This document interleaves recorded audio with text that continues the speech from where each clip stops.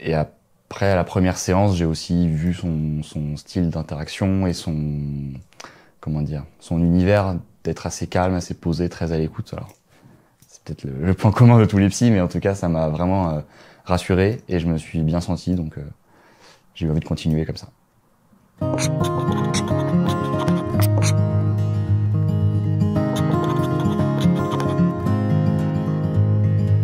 Pour choisir son psychologue ou sa psychologue, il n'y a pas forcément de critères. C'est aussi être à l'écoute de dans quelle situation finalement on est le plus à l'aise ou la plus à l'aise.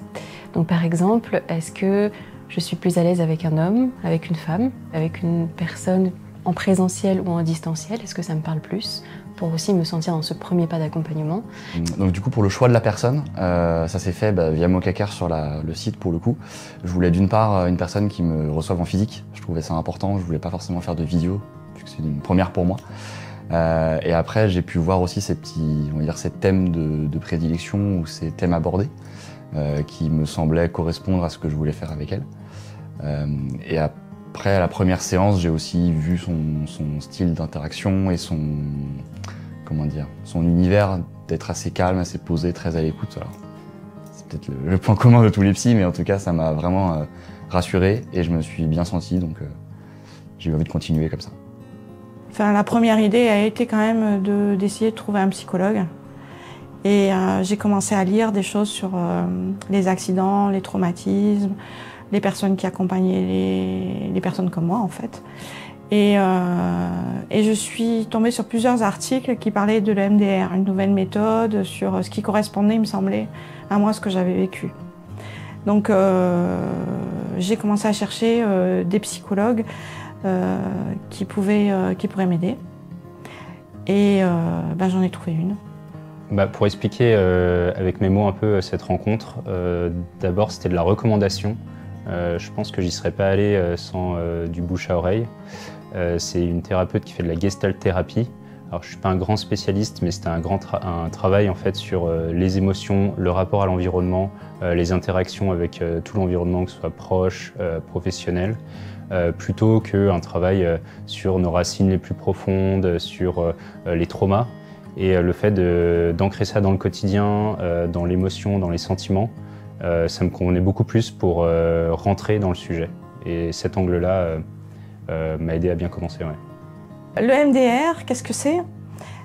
C'est une méthode qui permet de dépasser un petit peu les traumatismes psychologiques qu'on a vécus, de ce que j'ai compris. Et il y a une technique bien particulière qui est de permettre à la personne c'est pas tellement revivre, mais c'est de regarder les événements un peu à distance. Alors il y a une technique particulière. Ce que j'ai retenu et j'ai bien aimé comme image, c'est vous êtes dans un train et le problème se passe sur le quai et vous êtes sur le train et le train passe. Voilà. Donc il y avait une espèce on n'est pas remis directement dans la situation, mais on la revisite un peu, mais un peu à distance avec justement l'aide du praticien. Est-ce que par exemple une approche psychocorporelle, c'est-à-dire où on va aller explorer avec le corps ce qui se joue en soi, me rend à l'aise ou pas forcément? C'est vraiment se poser toutes les questions qui vont déterminer ce qu'on va créer après, qui est l'alliance thérapeutique. Cette alliance thérapeutique va se jouer aussi avec d'autres situations. Est-ce que j'ai besoin aussi d'une psychologue ou d'un psychologue qui parle avec moi, qui est en co-construction avec moi? Est-ce que je préfère quelqu'un qui va plus être dans une approche plus analytique, avec une écoute active? Pour trouver la psychologue, en fait, j'avais la chance qu'un de mes collègues et sa femme qui soit psychologue. Et il lui a demandé à elle de lui faire une recommandation de psychologue de son entourage qui était spécialisé dans les troubles de l'anorexie. Donc voilà, c'était vraiment la recommandation plus le fait qu'elle soit spécialisée sur mon trouble. Il me fallait quelqu'un qui avait l'habitude de travailler en duo avec une nutritionniste parce qu'il faut aussi l'aspect médical en parallèle. Donc bien sûr, j'ai fait comme je pense un peu tout le monde. Je suis allée sur Internet et j'ai cherché par mots-clés. Moi, quand je cherche un professionnel de santé, je regarde les études, s'il a de l'expérience, où est-ce qu'il a pratiqué, et puis s'il y a des choses écrites, s'il y a quelque chose d'écrit sur lui-même, j'aime bien lire ça pour voir qu'est-ce qui est important pour lui dans la pratique professionnelle en santé. Ma thérapeute, je l'ai rencontrée via du bouche à oreille et je savais qu'elle avait accompagné une cousine éloignée. Et c'était suffisant pour moi pour me sentir en confiance, au moins pour faire un premier rendez-vous. Sachant que le premier rendez-vous n'est jamais engageant. Donc moi, ça me permettait aussi de faire un premier pas. C'est une psychologue qui avait eu l'habitude de travailler en hôpital, donc avec des gens qui passent plusieurs semaines sous perfusion pour être renutris et qui du coup ont un accompagnement psychologique en parallèle. Donc elle était vraiment très spécialisée sur les troubles du comportement alimentaire. Elle avait une approche plutôt psychanalytique. On est beaucoup revenu sur ma vie familiale en fait, à l'origine des troubles. La question de savoir si un psychologue, un coach ou un thérapeute nous convient est vraiment très personnelle, puisque ça dépend vraiment de comment on se sent en séance. Est-ce que par exemple j'arrive à aborder tous les sujets en confiance? Est-ce que par exemple les éclairages qui sont apportés en séance me parlent et sont cohérents aussi avec ce que j'ai pu apporter? Est-ce que par exemple j'ai envie de continuer aussi cet accompagnement avec la personne? Est-ce que je me sens dans un espace en sécurité? Ce qui est important, c'est surtout de s'écouter et de voir si ça m'apporte un nouveau regard, si je ne reste pas bloquée par rapport à ma situation partagée et si je me sens en confiance. Ce qui fait que la personne que je vois me convient, c'est principalement une question de feeling, l'univers qu'elle met en place dans son cabinet, le ton qu'elle emploie, le fait d'être vraiment très à l'écoute et de bien reformuler ce que je peux dire.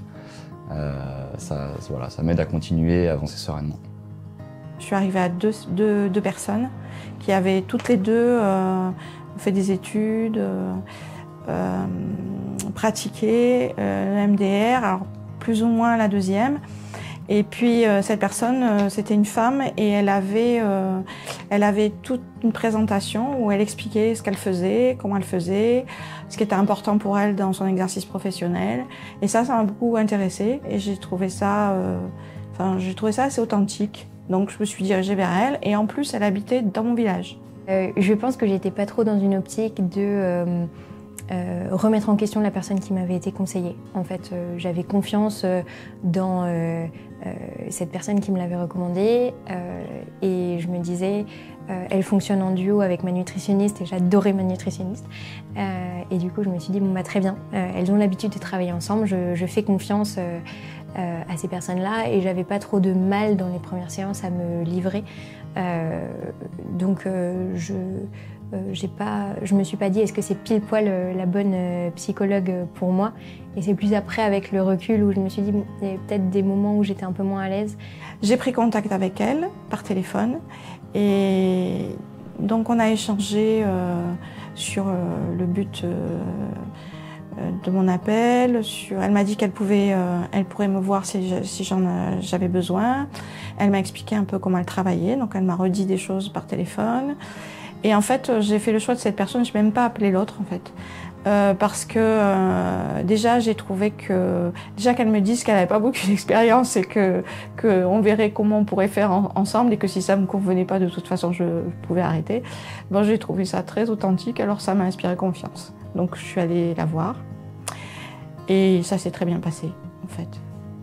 Pour choisir la personne qui nous convient le mieux, ça va passer aussi par la question de est-ce que je préfère, ou en tout cas est-ce que je ressens le besoin de parler avec un psychologue qui va aller explorer avec moi comment je fonctionne, qui va aller creuser un peu plus aussi peut-être dans mon passé pour avoir justement un éclairage sur ce qui se passe dans le présent et agir ensuite sur le futur. Donc on est vraiment dans comprendre un peu plus ce qui dysfonctionne aujourd'hui, ce qui fonctionne bien aussi, puisqu'il y a aussi nos forces, pour agir dessus. On est plus dans une démarche d'analyse. Si je veux aller voir plutôt quelqu'un qui me donne une approche plus concrète, avec des outils, avec des solutions, qui va aussi être dans cette co-construction, alors peut-être qu'un coach pourrait être intéressant. On va fixer un objectif ensemble et on va déterminer comment on va l'atteindre, avec des outils. Et puis peut-être que j'ai envie d'apaiser le corps, mais ça va passer aussi par le mental, et dans ces cas-là, c'est plus une approche avec un thérapeute, comme un sophrologue par exemple, qui va venir finalement m'aider à trouver des outils pour soulager peut-être des maux à un instant T. Donc, par exemple, réapprendre à respirer pour diminuer le stress. Donc pour résumer, le psychologue va nous aider à comprendre un peu plus nos fonctionnements pour aller vers un mieux-être. Le coach va beaucoup plus trouver ensemble un objectif à atteindre donc dans le futur, en nous aidant avec des outils. Alors que le thérapeute, comme par exemple le sophrologue, va nous permettre de passer par le corps pour agir aussi sur le psychisme, avec aussi des outils.